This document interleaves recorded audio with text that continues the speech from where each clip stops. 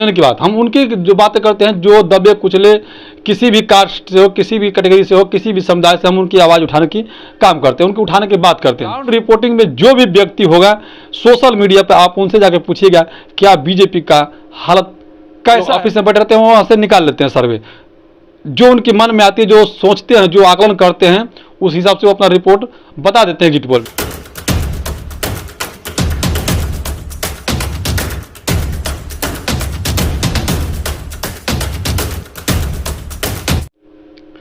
नमस्कार साथियों, मेरा नाम गिरिजा प्रसाद। अब देखना शुरू कर चुके हैं बदलते भारत। उम्मीद करता हूं कि आप लोग स्वस्थ होंगे और खुशहाल होंगे।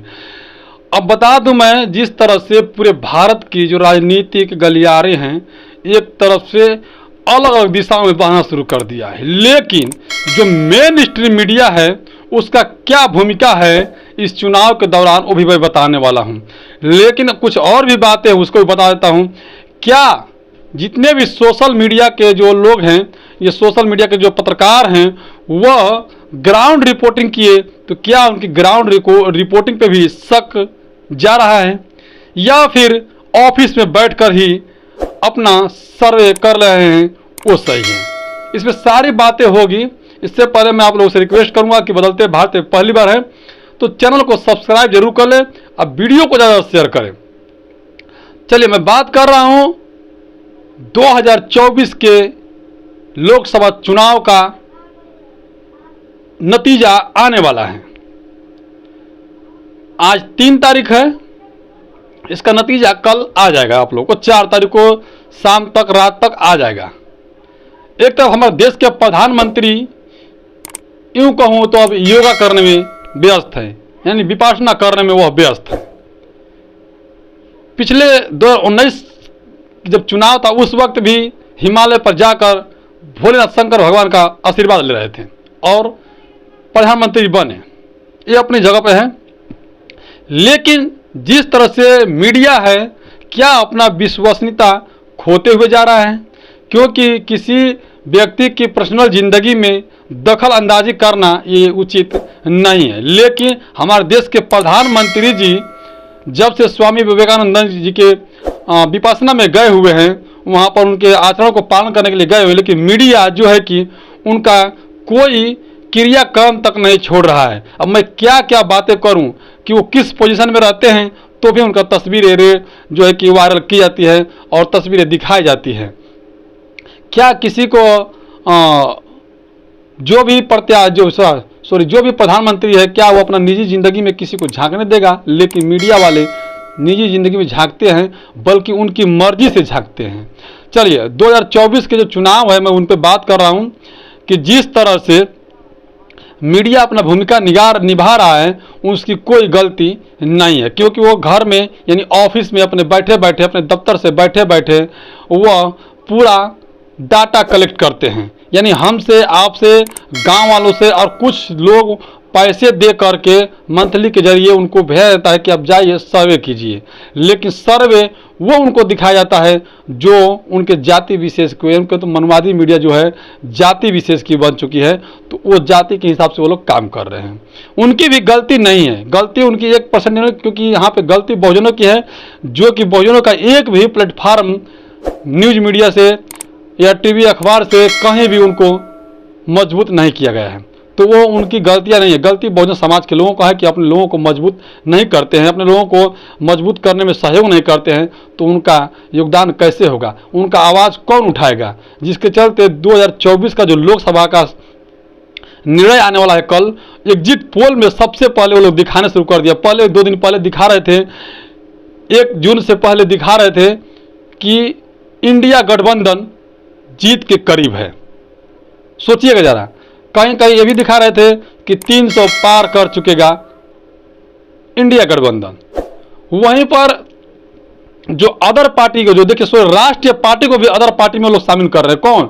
जो मेन स्ट्रीम मीडिया के लोग हैं, जो उन्हें जातिवादी मीडिया कह सकते हैं, गोदी मीडिया भी कह सकते हैं, दलाल मीडिया भी कह सकते हैं। उन्हें जो बीएसपी के हैं उन्हें अदर पार्टी में दिखाया जा रहा है, जो कि राष्ट्रीय पार्टी हैं। खैर, इन पर हम बाद में आएंगे। लेकिन अभी 2024 का जो एग्जिट पोल आ रहा है, एग्जिट पोल में सभी के सभी दिखा रहे हैं 300 से लेकर के 425-30 सीट तक जो है कि बीजेपी को जिताने में लग गए हैं। बता रहे हैं कि 300 से लेके 400 सीट तक बीजेपी की आएगी। तो फिर कहाँ इंडिया गठबंधन का जो है 300 सीटें आएगी, ये बताइएगा। 543 सीट के चुनाव है, 543 में 272 सीट जो भी प्रत्याशी, जो भी पार्टी पाएगा वो चुनाव जीतकर फिर दोबारा सरकार में बनाएगा या फिर नई सरकारें की गठन करेगी। लेकिन यहाँ पर 300 प्लस 300 की बातें हो रही है बार बार, इंडिया गठबंधन के भी और एनडीए का भी। लेकिन अभी जो मीडिया है, कैसा इनका चाल चरित्र है, कभी भी ये सर्वे करते हैं, जो सीबीडर जो सर्वे है वो घर बैठे यानी ऑफिस में बैठे वो अपना सर्वे कर लेते हैं और टीवी अखबार में दिखा देते हैं, क्योंकि उनके लोग ज़्यादा हैं। क्योंकि उनके लोग ज़्यादा नहीं, उनके जो मेन जगह पर जो होते हैं, मेन पोस्ट पे जो होते हैं, उनके लोग हैं और वो दिखाने में अपना काम को सफल रहते हैं। अब दिखाने लगे हैं कि मोदी जी तीसरी बार सरकार बनेंगे। लेकिन हम लोग जब ग्राउंड रिपोर्टिंग पे करते हैं तो ग्राउंड रिपोर्टिंग में जो भी व्यक्ति होगा, सोशल मीडिया पे आप उनसे जाके पूछिएगा क्या बीजेपी का हालत कैसा है ग्राउंड रिपोर्ट पे, वो लोग बताएंगे ग्राउंड रिपोर्ट में बीजेपी का हालत कैसा। हो सकता है कि हमारे चैनल को बंद कर दिया जाए, कोई बात नहीं, उससे हमें डरने वाली नहीं है, क्योंकि हम लोग बहुजन समाज के लोग हैं और जो सच्चाई है उसको दिखाने का काम करते हैं। हम ये नहीं कि केवल पर्सनली बहुजन की बात, हम उनकी जो बातें करते हैं जो दबे कुचले किसी भी कास्ट से हो, किसी भी कैटेगरी से हो, किसी भी समुदाय से, हम उनकी आवाज़ उठाने की काम करते हैं, उनकी उठाने की बात करते हैं। तो आप जो भारतीय जनता पार्टी से सभी वर्ग के लोग जो है कि खिलाफ कर रहे हैं, कारण कि उनको नौकरी नहीं मिला, शिक्षा में नहीं मिला, रोजगार नहीं मिला और कई वादे जो है कि हमारे देश के प्रधानमंत्री झूठे करते गए हैं, जिसके चलते काफ़ी लोगों में नाराजगी है। और गांव देहात के जो महिलाएं हैं वो तो और ही नाराज हो चुकी है, क्योंकि गैस सिलेंडर को लेकर के वो बहुत ही तकलीफ झेल रही है, क्योंकि उनके परिवार में बच्चे पढ़ाई को लेकर, शिक्षा को लेकर सब जो तय करती है महिलाएं करती है। और महिलाओं को जो है कि सही से गैस नहीं मिलता है, सही से राशन नहीं मिलता है, और राशन भी कहूँ तो बहुत महंगा हो चुका है। और 4 किलो राशन मिलता है, जहाँ 5 किलो है वो 4 किलो राशन मिलता है। ऐसे कई जगह देखने को मिल रहा है। तो क्या जिस तरह से सी वोटर में एग्जिट पोल पर विश्वास किया जाए या नहीं किया जाए, यही बात एक मार्के वाली है। लेकिन मैं बता देता हूं कि जिस तरह से सी वोटर कर रहे हैं, जो सर्वे कर रहे हैं जो एग्जिट पोल के जरिए, तो समझ लीजिए एग्जिट पोल एक अनुभव है। हम जैसे घर में बैठे लोग आपस में एक अनुमान लगाते हैं कि इतना से इतना इनको मिल जाना चाहिए, इतना से इतना मिल जाना चाहिए, लेकिन जो ग्राउंड रिपोर्टिंग है उनसे पूछिए वो क्या कहते हैं।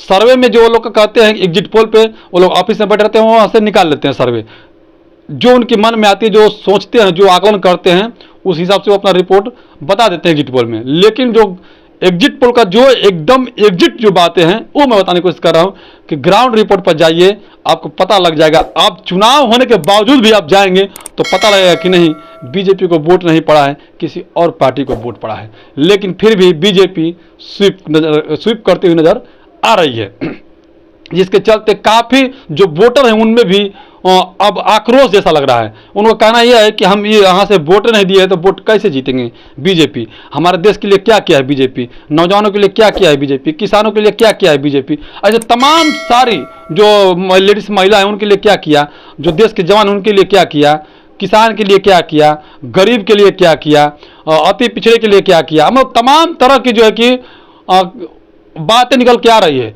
लेकिन फिर भी बीजेपी स्वीप करते हुए नजर आ रही है। ये मैं नहीं, एग्जिट पोल कह रहा है, ये जो ऑफिस में बैठे हुए सर्वे कर रहे हैं उनकी बात है। बाकी हम लोगों के नज़रिए से देखा जाए तो हम लोग जिस तरह से ग्राउंड रिपोर्टिंग करते हैं उसमें ये नज़र आता है कि बीजेपी दूर दूर तक नज़र दिखाई नहीं देती है कि कहाँ है, क्योंकि लोग बीजेपी को बातें तो करना छोड़िए, उनका बात को सुनना भी पसंद नहीं करते हैं। उनका कहना यह है कि बीजेपी की बात ना करें और मुद्दे की बात कर सकते हैं आप। तो सोचिए जब इतना लोग बीजेपी के नाम से सुनते नहीं तो नफरत करते हैं तो फिर वोट कैसे देंगे। अब तो आने वाला 4 जून ही बताएगा क्या लोग आकर्षित हो रहे थे उनसे या फिर एक नफरतबाजी का नौटंकी कर रहे थे, ये जनता बताएगा 4 जून को। क्योंकि अगर जनता वाकई में बीजेपी के खिलाफ थी तो 4 जून को बीजेपी की विदाई होगी। अगर जनता एक दिखावा कर रही है, नौटंकबाजी कर रही है जनता खुद कि नहीं हम बीजेपी को वोट नहीं दिए हैं, उसके बावजूद भी वो वोट दिया है, तो 4 जून को शहनाई बजेगी फिर बीजेपी की।